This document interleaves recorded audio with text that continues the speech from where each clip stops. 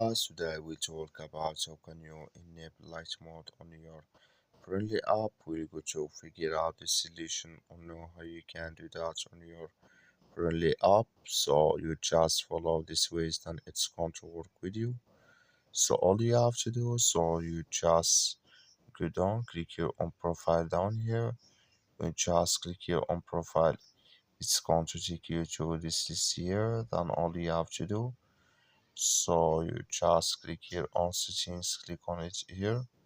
When you just click here on settings here, it's going to take you to this list here. Then all you have to do, so you just click here on theme here, click on it.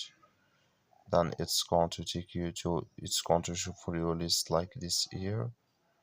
Then you click here on light. When you just click here on light, then you click here on OK.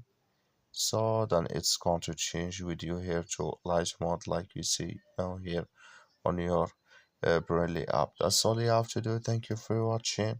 Don't forget to support us by like and subscribe.